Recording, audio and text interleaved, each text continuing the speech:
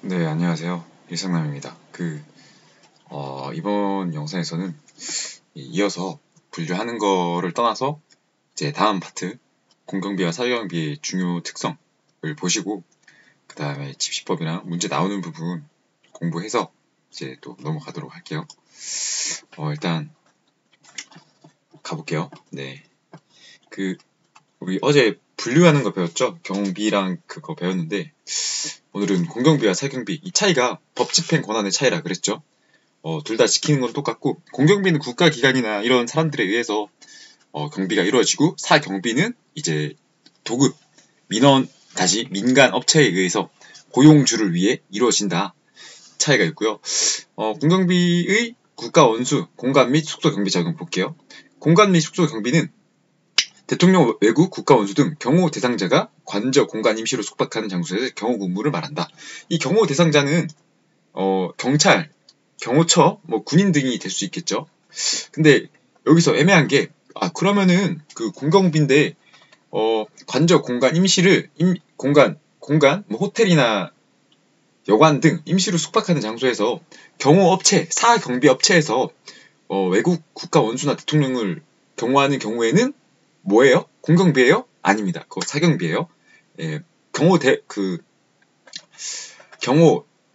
죄송합니다. 아까 경호 대상자가 경찰 이렇게 했는데, 경호 대상자는 대통령, 외국 국가 원수 등을 말하고, 경호자가 국가기관 이런 걸 말하는 거죠. 예, 그렇기 때문에 공경비라고 해서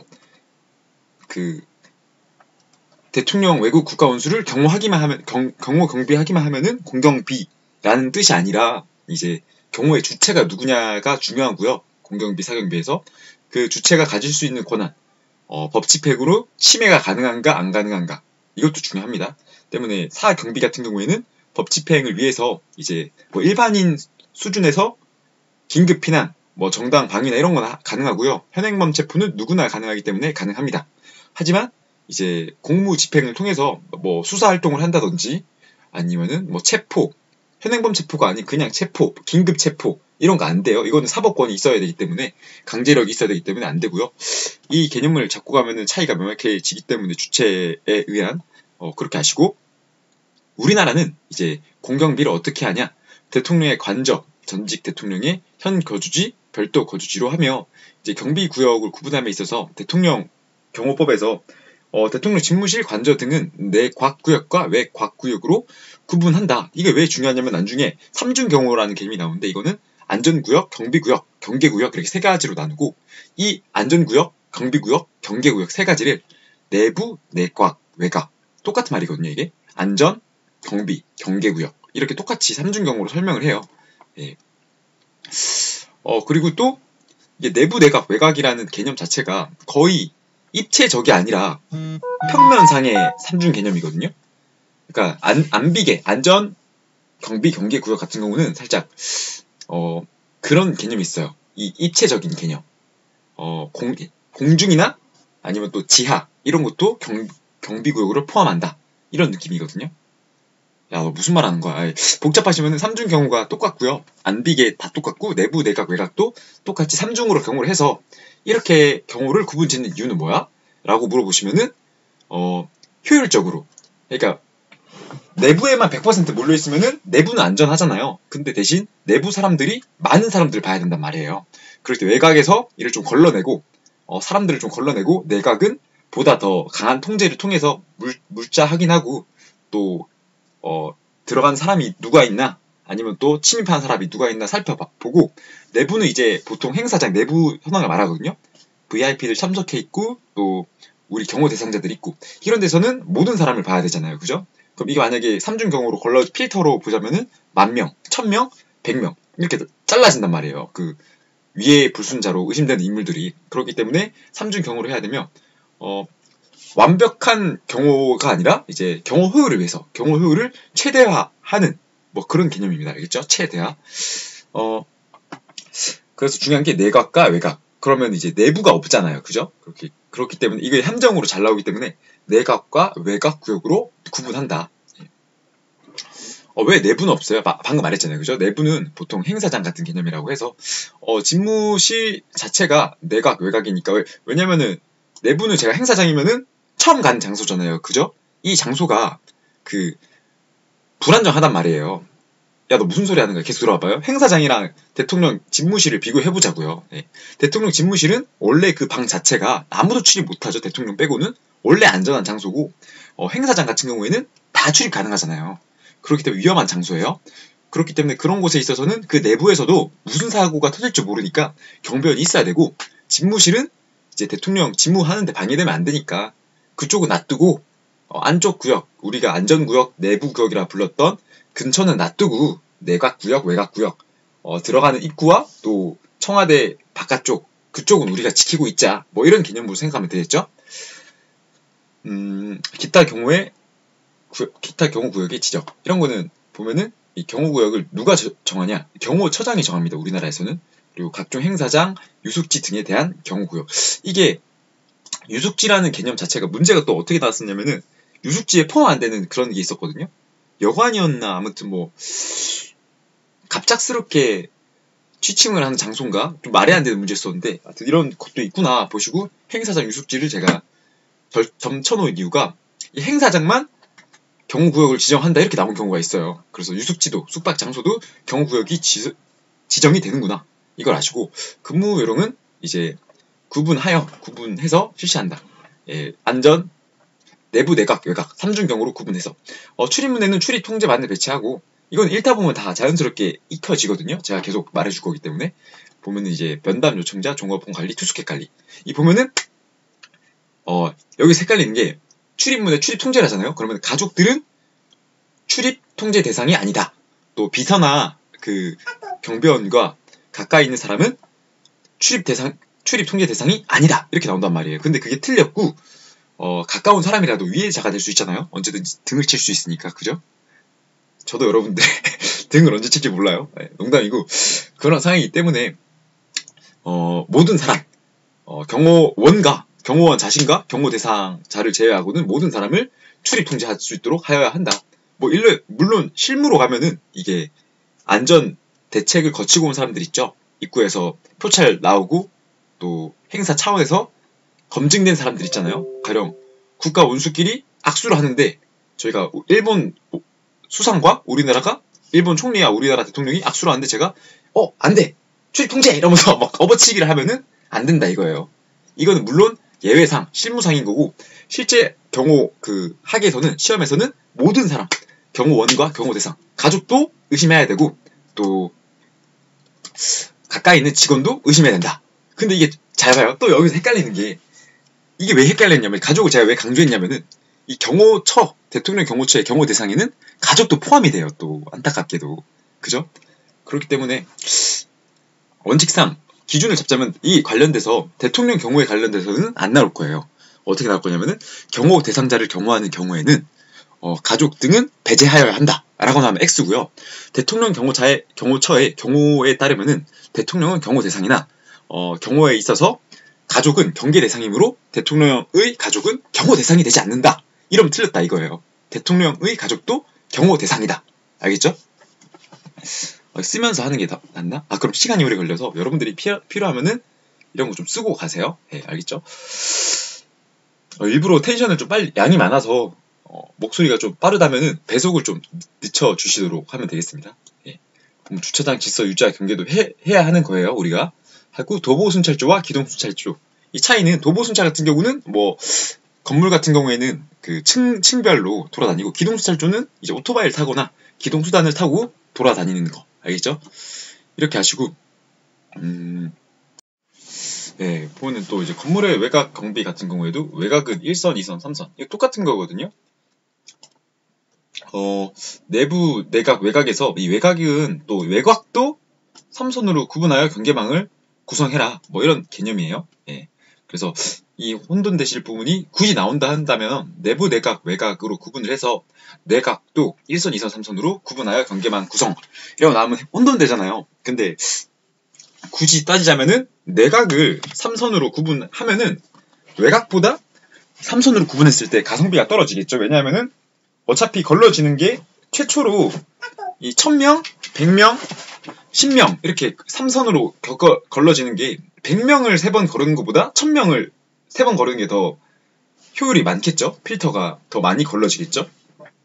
그렇기 때문에 외곽으로 구분하여 경계망 구성. 출입 관리는 이제 사람뿐만 아니라 차량도 관리를 합니다. 근데 이게 나중에 지금 공경비의 그 특성인데, 공경비뿐만 아니라 나중에 경호 또 행사 이런 거 가면은 다 같이 나와요, 개념이. 그래서 양은 많지만 핵심만 잡고 가면은 점점 줄어든다. 이거 잡고 가면 되고, 도보 순찰에는 이제 초소 간을 순찰하며 기동 순찰은 각 통로를 순찰이라고 나오네요. 그러면 이거는 그냥 아까 제가 도보는 걸어서 순찰하는 거고 기동 순찰은 차량으로 한다 이렇게 얘기했는데, 이러한 정의가 나온 적은 없어요. 예, 기동 순찰은 차량 순찰이다 이런 게 안 나왔는데, 차이점이 있다면은 이제 이거 하나 외우시고 가셔도 될 것 같아요. 근데 이게 아직까지 법적 용어나 명확한 용어는 아니거든요. 그래서 각 통로를 순찰이라는 개념 자체도 안 나왔고, 기동 순찰 자체가 차량이나 이동수단을 가지고 순찰하는 개념이 더 강하기 때문에 안 나올 확률이 더 높은 개념입니다. 알겠죠? 그래도 혹시 나온다면 도보 초소, 기동 통로. 제가 이게 외우라고 이렇게 좀 따놓긴 했는데 출장률은 낮다. 예. 옥외 집회와 시위의 금지 장소. 이거는 집시법에 의한 건데 포인트는 일단 100m입니다. 100m인데 이거는 아래의 장소에서 100m 이내 장소에서는 시위를 하면 안 된다. 거든요. 그래서 보면은 국회의사당, 각급 법원, 헌법재판소 보면은 소원의, 제가 아까 소원의 총이라고 해서 나왔었죠. 이게 민간 경비론에서도 소원의 총 이렇게 외우고 여기서도 소원의 이렇게 외우시면 편해요. 예. 소원의 이렇게 외우시면 되고, 또 대통령 관저가 있구나, 또 공관, 소원의 공관도 있구나 하고, 국무총리가 좀 의례적으로 같이 나옵니다. 국무총리. 또 여기서 포인트는 행진은 가능하다. 알겠죠? 그러니까 시위는 안 되는데, 모여서 시위하는 건 안 되는데 집회하고, 행진은 가능하다. 예, 국무총리 공관 앞을 지나가는 건 가능하다. 또 국내 주재 외국의 외교기관이나 외교사절의 숙소. 여기서 또 국외 주재 국내 기관이라고 나오겠죠? 국외 주재 국내 기관이란 말은 우리나라의 국내 주재 외교기관은 우리나라에 있는 미국의 대사관을 얘기하는 거고요. 국외 주재 국내 기관은 미국에 있는 한국 대사관을 말하는 거예요. 알겠죠? 당연히 미국에 있는 한국 대사관이니까 그 나라 미국 법이 우선 적용되니까 미국 집시법에 또 따르겠죠. 근데 저희 나라는 우리나라에는 미국 대사관이 있으니까, 우리나라에 국내 주재 외국 기관이니까 우리나라 법에 따르면 우리나라 집시법에서는 여기는 집시를 하면 안 돼. 집회 및 시위를 하면 안 돼. 이런 개념입니다. 굳이 막 외우려 하지 마시고 내려가면은 이거 OX 불면서 다 외워지거든요. 그래서 이거는 가볍게 넘어가고, 경찰 경비 작용의 개념이라고 해서 보면은 읽고 넘어갈게요. 일반 통치권에 근거하여, 일반 통치권이라는 개념은 이제 국가에 의해서 주어진 힘, 이런 개념이거든요. 그래서 국가 비상사태나 긴급 중요 사태 등 경비 사태가 발생하거나 발생할 우려가 있을 때 개인적 또는 단체적 불법 행위를 예방, 경계, 진압하는 것을 주 임무로 하는 경찰 작용이구나 하고, 경찰 경비의 대상에 있어서 이제 불법뿐만 아니라 질서 유지 작용도 하니까 재난 경비, 혼잡 경비도 경비 경찰이구나. 이 개념이 중요하겠죠. 경비 경찰이구나 하고, 경비 경찰의 특징입니다. 특징은 경찰권이 발동하는 사항은, 국가 권력 개입이 된 상황은 항상 긴급한 상황이거나 명확하지 않은 사건에만 그렇게 발동이 되죠. 예, 원래 사람이 서로 합의하고, 우리 이성을 가진 사람이기 때문에 서로 합의하거나 대화로 해결하는 게 제일 좋은데, 경비경찰은 그런 게 안 되니까, 우리 술 마신 사람이랑 대화가 통하나요? 안 되니까 경찰이 가잖아요. 그죠?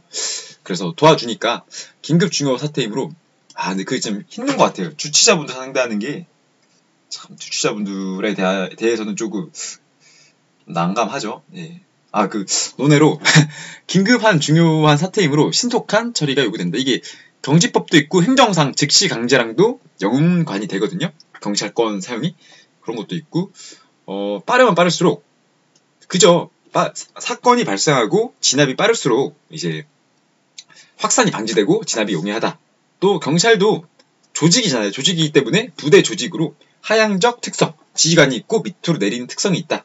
또 사회 공공의 안녕과 질서 유지를 위해서 경찰 부대 작용을 이루어주고 복합적인 기능을 하는구나. 이 정도만 알면 되고요.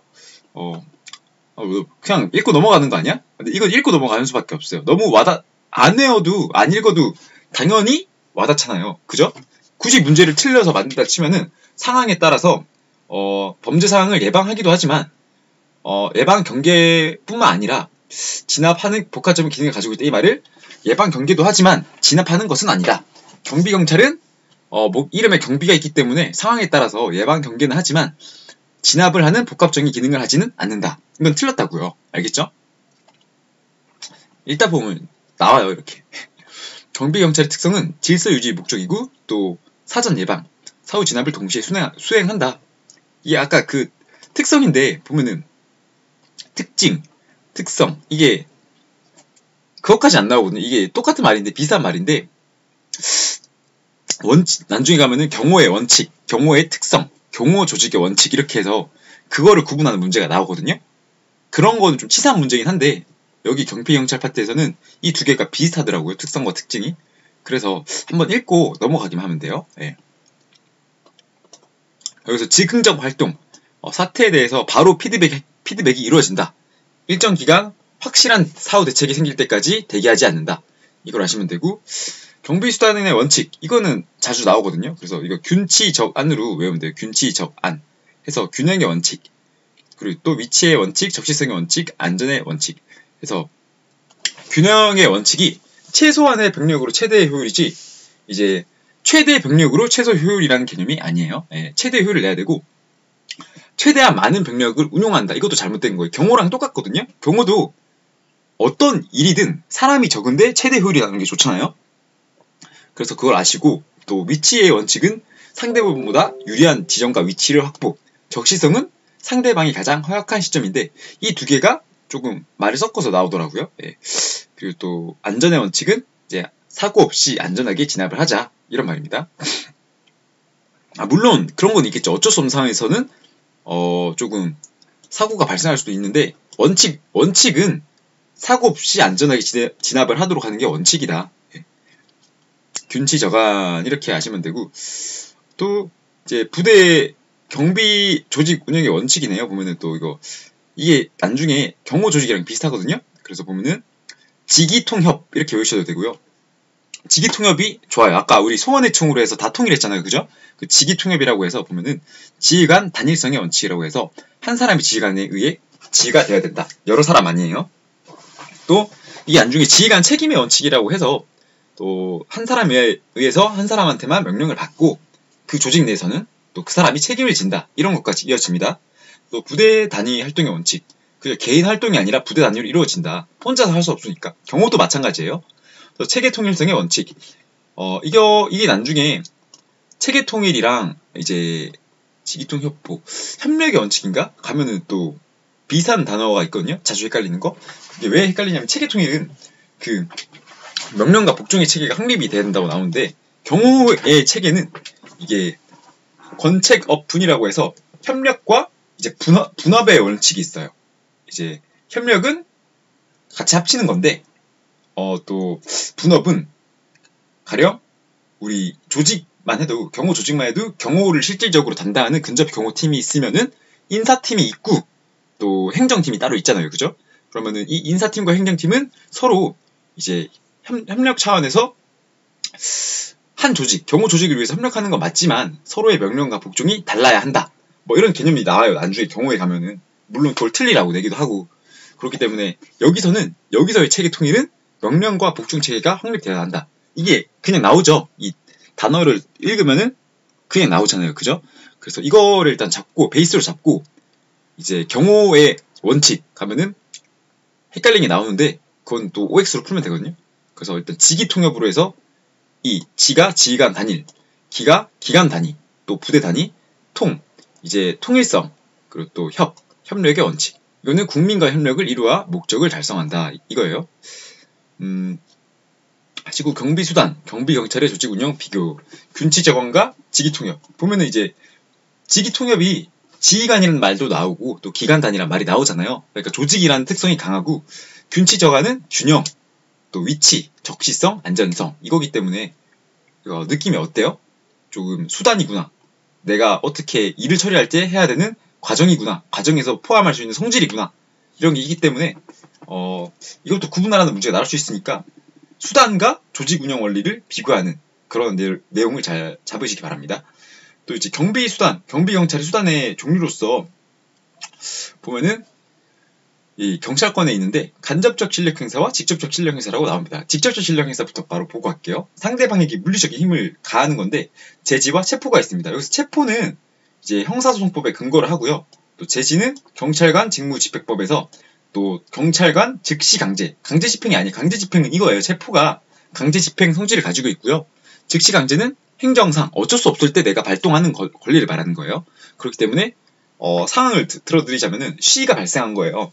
시위가 발생한 건데 옛날 같은 경우에는 우리 군부 독재나 이럴 때는 야, 저 녀석들 다 잡아 이러면서 막 다 잡잖아요. 그죠? 그게 체포라고 생각을 하시면은 지금은 못 잡잖아요. 막 어딘가에 들어가려고 하면은 야, 열어라 비켜라 막 이러면서 밀어붙이잖아요. 그럴 때 우리 경찰이 어떻게 해요? 왜 이러세요? 왜 이러십니까? 이러면서 어깨에 탁 손을 얹으면서 오지 마세요. 이렇게 하는 게 제지. 알겠죠? 체포는 야, 싹 다 잡아. 그걸 비교하면 되고요. 둘 다 직접적 실력 행사고 보면은 이게 요새는 강제 해산이나 또 주동자 및 주무자 격리, 해산 명령까지도 제지입니다. 이게 경찰관 직무집행법에 나와 있거든요. 그래서 이 세 가지 중에 이게 보면은 죄송합니다. 제가 말을 잘못했네요. 이게 경고에서 그런 게 일어나고요. 방금 제가 어깨를 치면서 왜 이러세요? 오지 마세요. 이렇게 말하고 어깨를 치는 사례가 있잖아요. 그게 경고에 있는 파트고요. 지금 제가 말씀드리는 거는 이제 강제해산, 주동자 및 주무자 격리 해산 명령은 제지구나. 이게 왜 헷갈리냐면은 해산 명령이나 강제해산 시키는 게 확성기를 들고 여러분들이 드라마나 이런 거 많이 봤단 말이에요. 그렇기 때문에 이게 경고라고 헷갈릴 수도 있어요. 저도 그 생각이 들었었고. 근데 이거를 잡고 가세요. 행동에 의한 경고라고 해서 어깨를 밀치면서 오지 마세요 하는 게 행동에 의한 경고다. 이게 왜 그러냐면은 일본에서 이게 이러한 사건으로 일어났는데 이게 직접적 실력 행사냐 간접적 실력 행사냐에 따라 처벌이 일어날 수 있는 상황이었던 거예요. 그래서 판사가 아니다. 어쩔 수 없는 상황에서 어깨를 미친 거는 제지나 체포가 아닌 행동에 의한 경고일 뿐이다. 라고 판례가 있었던 것 같아요. 그래서 행동에 의한 경고가 경고구나. 이름에 경고가 있으니까 경고구나. 이거만 아시면 되고 경집법상 위험 발생의 방지를 위해서 경고를 한다. 얘는 제지기 때문에 예방과 제지라는 말이 제지가 들어가면은 제지. 또 구분 지시면 되고요. 경고는 이제 일정한 행위를 요구하는 임의적 수단입니다. 임의적 처분. 알겠죠? 야, 너 그냥 읽는 거 아니야? 아니에요. 재밌게 문제 풀 때는 또 다 도움이 될 거예요. 또 경비경찰권의 한계입니다. 한계. 보면은 소극, 목적, 공공의 원칙, 책임의 원칙, 비례의 원칙, 평등의 원칙이라고 해서 이것도 경찰학개론에 나오는 그건데 소극 목적은 이제 질서 유지를 위해서만 경찰권을 발동해라. 사실 복지 증진도 경찰이 시켜주면 좋은 거 아니야? 라는 생각이 드는데 서로 맡은 파트가 있잖아요. 경찰이란 자체는 질서 유지를 위한 개념이기 때문에 거기서만 발동을 해라. 힘든 사람이 지나감으로 경찰권을 발동해서 야, 너 저 사람 도와. 이런 거 하면 안 된다고요. 알겠죠? 그래서 그런 걸 크로이페베르크 판결이라고 그 판결에 의해서 질서 유지를 위해서만 발동해라 라고 나왔다고 하고 이게 소극 목적 최소한의 목적으로만 이루어져라. 경찰권은 왜냐? 사람과 사람의 관계이기 때문에 최소한의 목적으로만 이루어져라 입니다. 또 경찰 공공의 원칙은 이제 공공성에서만 발동이 가능하다. 사생활에 관여하지 않는다. 또 책임의 원칙. 경찰권을 발동해서 사람이 다치면은 안 되잖아요. 그죠? 그렇기 때문에 어쩔 수 없이 사람이 다칠 수도 있잖아요. 그러면은 책임이 있는 자. 이 경찰권이 발생하도록 만든 사람에 대해서만 책임이 있다. 알겠죠? 범죄를 저지른 사람에 대하여만 경찰권을 발동한다. 이게 경찰 책임의 원칙이고요. 또 경찰에게 책임을 물린다는 뜻이 아닙니다. 또 경찰 책임의 판단은 주관적이 아니라 객관적, 외향적 상태에서 판단을 해야 돼요.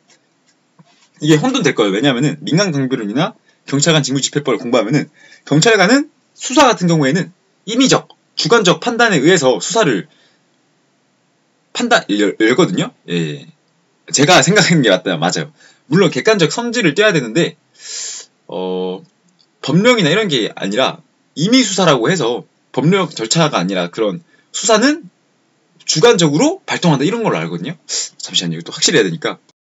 예, 맞네요. 수사는 주관적 원칙에 의해서 수사 개시가 가능하고요. 근데 경찰 책임에 의해서는 객관적으로만 판단을 한다. 네. 경찰 비례의 원칙. 이 비례의 원칙은 이제 필요한 최소한도로만 해라. 아까 말했죠. 예. 경찰권 자체도 소급 목적이기 때문에 이제 필요한 최소한만으로 해라. 또 평등의 원칙으로 해서 모든 국민에 대해서는 차별해서는 안 된다. 이렇게 아시면 되고요. 이 설명이 길잖아요. 그죠? 그래서 한번 이거 읽고 나시면은 이거 포인트 이것만 한 번씩 봐주면 돼요. 네. 또 이제 경비 중요도에 대한 다른 분류인데 이거는 두 문부터 볼게요. 그래서 가고도 나 중대한 다 중요하다고 가고도 나 중대한 다 중요하다고 다 중요하다고에는 중요하다가 있어요. 중요하다. 그래서 가고도 나 중대 다 중요하다고 하고 또 마지막 시도지사 일단 가급, 나급, 다급, 기타급으로 운영되고요. 라급이 없어요. 라급. 또 대상 건물에는 청국당 국대 원자력 이렇게 해서 외우시면 되고 또 경찰 비행발이다. 이게 잘 안 외워지시면은 경찰 비행발만 잘 외워지실 거고 청사송신이 이게 정부청사라는 개념도 있지만 그냥 청사가 있거든요. 그냥 관청 그것도 느낌이 오면 돼요. 정부라는 말이 들어가서 경찰보다 높은 거 아니라 생각하지 마시고 청사가 이제 우리 구청도 청사가 될 수 있고 시청도 청사가 될 수 있는 거죠. 그래서 청사송신으로 예를 들면 되고 또 시도지사가 필요하다고 인정한 또 중앙부처장 하면 되고요. 이건 한번 읽어보세요. 네. 그리고 또 비상사태 구분 통방법에 의한 건데 갑종, 을종, 병종이고 이것도 한번 읽어보시면 되고요. 이 파트는 여기 이게 중요하죠. 비상사태 구분. 그래서 대규모 대량 살상이라는 말이 들어가면 갑종이고요. 통방부는 무조건 들어가요. 통합방위본부는. 네, 통합방위본부장은 무조건 다시 지역군 사령관이 무조건 들어가고요. 지역군 사령관은 항상 들어가고 통방군이 들어가면은 통합방위니까 제일 높은 사람이니까 갑종. 또 지역 군사람만 있으면은 을종. 또 이제 지역 군사령관뿐만 아니라 이게 통합방위니까 군인들 같은 사람들만 좀 들어가야 되는데 갑자기 지방경찰청장이나 또는 뭐 해양지방경찰청이 나온다. 그러면은 병종사태구나. 갑을병 또 뭐 있죠? 갑을병 정종사태란 말은 없어요. 정종사태 갑을병정이라 하잖아요. 정종사태란 말은 없고 갑을병만 나누고 또 회복 기간에 따라서 얘는 조금 큰 사태이기 때문에 회복이 더디고 얘는 단기간 내에 치안 회복이 어렵다. 또 단기간 내 회복이 가능하면은 병종사태다. 알면 되고요. 이렇게 표를 떠났어도 이 표를 그대로 안 써도 돼요. 기준은 하나만 잡으면 되잖아요. 그죠? 이 특징만 하나씩만 봐도 단기간 회복되는 거는 병종이고 안 되는 건 을종이야. 대규모는 갑종이고 소규모는 병종이야. 뭐 이런 것만 잡고 가도 되기 때문에 보시면 되고요. 사경비 개념이 드디어 나오죠. 사경비는 공경비보다 좀 짧은데 보면은 포인트는 사경비는 이제 법 집행 권한이 없기 때문에 일반인과 똑같다. 그리고 또 돈을 받고 일을 하며 이게 사경비의 개념이 지금 우리 사실 공경비가 제일 좋죠. 모두를 위해서 제일 깔끔하게 일을 해주니까. 근데 수익자 부담의 원칙에 의해서 돈을 버는 사람은 자기 보호는 자기가 해야 될 원칙이 있고 또 그러한 사람이라도 그러한 경비라도 일단 질서가 유지되잖아요. 그죠? 나를 보호하려고 경비를 깔면은 그 지역이 보호가 되니까 경찰력이 개입하지 못하는 부족한 부분을 보완한다. 경찰력의 한계가 보완이 된다. 이렇게 아시면 되고요. 또 사경비는 영리기업이 주체고 또 사경비는 예방적 측면 공경비는 법 집행의 권한을 가진다. 우리나라 사경비 제도 제가 아까 말씀드렸죠. 청원경찰은 이제 민간 경비에서도 이제 사경비로 분류가 되고요. 또 대신 자체 경비, 계약 경비가 아니라 자체 경비가 맞습니다. 일제시대 청원순사제도에서 유래되어서 1962년 입법되었거든요. 이게 옛날에는 우리 청원순사인데 이게 제가 한번 보니까 1895년도에 이 청원경찰과 관련돼서 예산이 나온 안이 있더라고요. 보면은 어디 궁궐인데 궁궐에 청원경찰에 의한 제복이나 피복비가 있더라고요. 그 옛날 돈으로. 일본 글로 나와 있긴 했는데 아무튼 재밌더라고요. 그땐 청원 순장이었나 뭐 그렇게 나와 있던 것 같은데 그렇게 아시면 되고 또 이제 직권남용 시 이거는 청원경찰법을 공부하면 되는데 경칙법에 의해서 청원경찰은 불신 검문 보호 조치 위험 발생 방지 또 위험 예방 이런 거 하고요. 외우실 필요는 없고요. 포인트는 이겁니다. 경칙법이 되는데 수사 활동은 안 된다. 그리고 또 직권남용 시 청원경찰법에 의하여 처벌이 된다. 왜? 청원경찰이니까. 이것도 청원경찰법에 나와 있어요. 수사활동은 원칙적으로 안 된다. 청원경찰은 자기 책임 경비구역 내에서만 경지법에 의해 경비 목적으로 직무수행이 가능하다. 단 이 상황에서도 역시나 수사활동은 안 되고, 재밌는 거는 청원경찰은 준경찰관이라는 말은 되는데 준공무원이란 말은 안 됩니다. 알겠죠? 이런 말은 원래 없고요. 또 민간인 신분입니다.